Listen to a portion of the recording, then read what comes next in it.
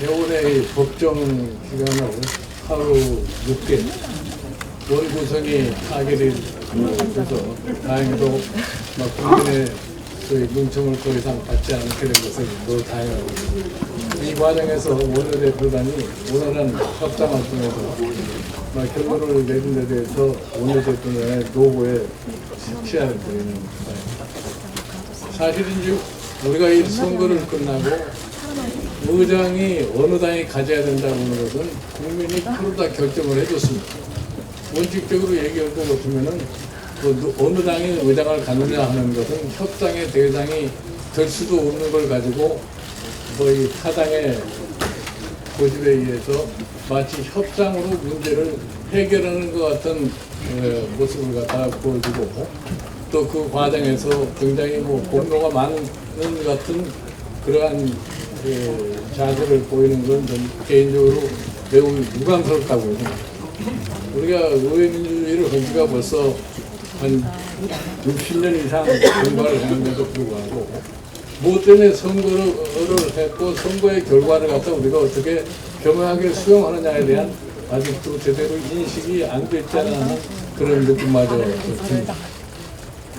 저희가 이제 오늘 우리 당에서 의장의 후보를 갖다가 선출하고 20대 국회가 오는 13일부터 정식으로 개원할 것 같으면은 우리나라에 이제 산적한 여러 가지 문제들을 갖다가 우리가 국회 차원에서 해소하는 노력을 경주해야 되지 않나 이렇게 생각합니다. 우리 국민들은 지금 몹시 불안해하고 있습니다. 엊그저께 발표한 소위 구조조정이라는 걸 볼 것 같으면 과연 그 실질적인 우리 산업의 구조조정을 의미하는 것인지, 불신한 기업들에 대한 일시적인 자금 공급을 해가지고서 또 몇 년을 그냥 그대로 지나가려고 하는 것인지 잘 납득하지도 않습니다. 이러한 현안에 덧붙여서 국민들의 생활 안정에 굉장히 심각한 느낌마저 가지고 있는 것이 현실입니다. 이러한 것들이 모두 다 국회에서 수렴이 돼가지고서 우리가 정부를 촉구를 하고 국민들의 생활이 보다 더 안정되고 우리의 경제가 보다 번영될 수 있는 그러한 분위기를 우리 국회가 스스로 조성하지 않을 것 같으면 저는 우리나라의 미래가 매우 어둡지 않나 이렇게 생각을 합니다. 아무튼 오늘 여기에 우리 모여서 다음 20대 국회 상반기에 원을 이끌어갈 의장을 선출하는 그런 계기가 되어 있는데, 아무쪼록 우리가 이제 이 의장을 뽑으면 그분은 탈당을 해가지고서 아주 독립적인 위치에서 이 국회를 갖다 운영하는 그런 역할을 하셔야 되고, 더군다나 이 여소야대의 이 국회 상황에서 의장이 중간에 끼어서 굉장히 참 힘든 역할을 또 많이 하셔야 할 거라고 생각합니다. 이런 점을 잘 여러 의원님들께서 참작을 해서 거기에 가장 접하고 싶은 분 누구겠는가 그런 것을 생각하면서 의장 후보를 선출해 주시기 바랍니다. 고맙습니다.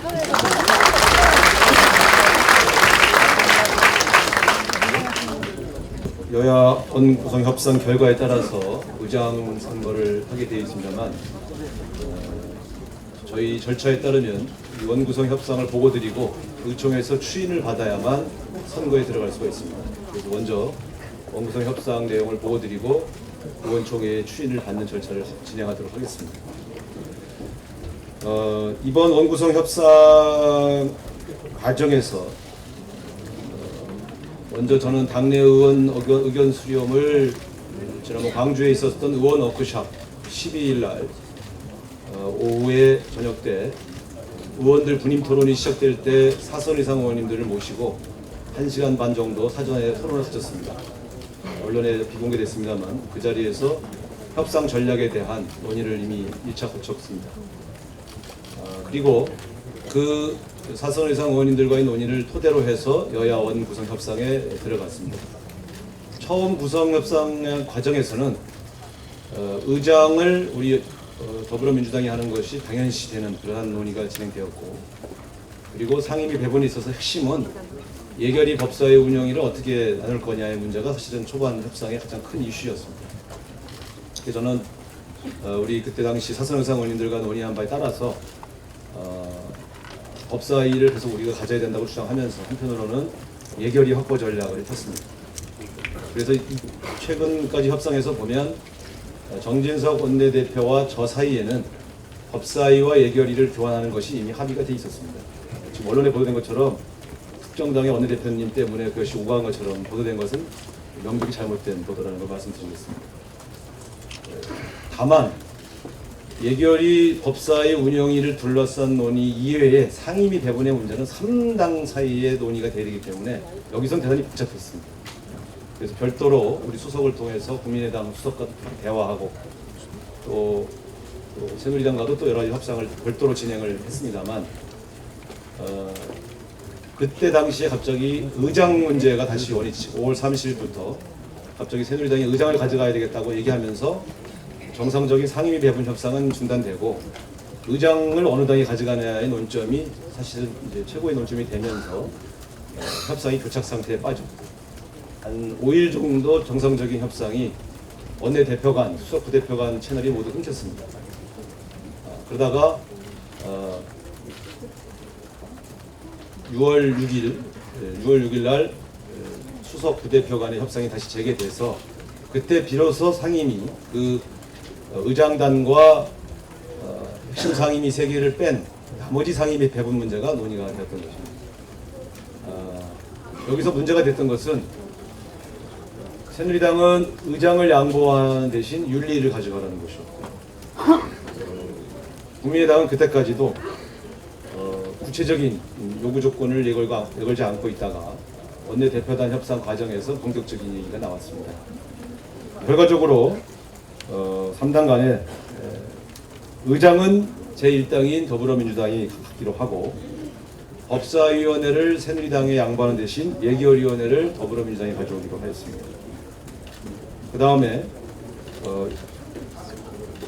외통위, 국토위, 보건복지, 환노위, 농해수위, 여성가족위, 윤리위원회를 우리 더불어민주당이 8개를 확보하고 새누리당은 기존의 10개에서 8개로 줄은 8개의 상임위를 갖추기로 하고 국민의당이 교문위와 산자위를 갖는 것으로 최종 해결되었습니다. 저는 마지막까지도 국민의당의 산자위와 농해수위를 가져가라. 우리가 농촌 의원이 많이 있지 않느냐 이렇게 계속 주장을 해서 이 문제가 가장 오래 얘기된 내용입니다만 박준원 원내대표가 농해수위를 갖지 않겠다고 계속 고집하셔서 이렇게 고민을 했습니다. 윤리 문제와 농해수위 문제를 놓고 한 2주간 협상을 계속 교착 상태로 빠져서 계속 협상할 것이냐 아니면 일괄 타결을 할 것이냐 고민을 했습니다만 그날 오후에 사선 의상 의원님들을 긴급 소집해서 다시 의논을 한 결과 더불어민주당이 의장과 예결위를 확보한다면 나머지 문제에서는 양보를 해도 좋다 이렇게 전권을 위임해 주셔서 협상장에 들어가서 이 문제에 대해서 상임위 한두 개의 문제 때문에 전체 협상을 결렬시키고 2주간 협상을 교착 상태로 빠지게 하는 것에 대한 부담을 지는 것보단 우리가 양보를 해서 원구성 협상을 타결짓고 이렇게 하는 것이 바람직하겠다 이렇게 결론을 내렸습니다. 이 과정에서 우리가 너무 많이 양보한 거 아니냐라고 하는 불만이 의원님들 속에 있을 수 있다는 사실을 알고 있었지만 제1당으로서 원구성 협상을 원만하게 마무리 짓는 모습을 보이는 것이 국민에 대한 도리겠다 이렇게 판단했다는 점을 여러분에게 말씀드리면서 이 협상 결과 내용에 대해서 여러분들께서 추인해 주시기를 부탁드리고요. 2가지 말씀드리겠습니다. 이 과정에서 저희 당이 주도해서 2가지를 제기했습니다. 하나는 상임위 분할 문제였습니다. 교문위 같이 굉장히 중요한 주제를 다루는 상임위가 복수로 돼 있어서 경로 편성도 생기고 법안 처리율도 낮아지는 그런 요인이 있기 때문에 이런 상임위들을 분할하자. 2번째는 우리가 19대 국회에서 법안 처리율이 낮아서 최악의 국회라고 하는 오명을 썼는데 사실은 법안 처리 숫자는 역대 국회 중에 제일 많이 한 그 이전 18대보다 1000건 이상의 법안을 더 많이 통과시켰음에도 불구하고 법안 처리율 자체가 낮아서 최악의 국회라는 오명을 썼던 전례가 있어서 각 상임위별로 법안 소위를 복수로 만들어서 법안 처리 속도를 2배로 늘리자 이렇게 제안을 했는데 상임위 분할 문제는 새누리당이 거부해서 받아들이지 않고 대신 복수부처를 소관 상임위로 하는 상임위에서는 복수 법안 소위를 두는 것을 합의를 했습니다. 이전 성과도 있었다는 점을 아울러 말씀드리면서 이 원구성 협상 내용을 보고드리고 이 문제에 대한 의원총회에 추진을 해주셔야 의장 선거를 할 수 있다는 점을 보고드리면서 여러분들의 의견을 듣도록 하겠습니다.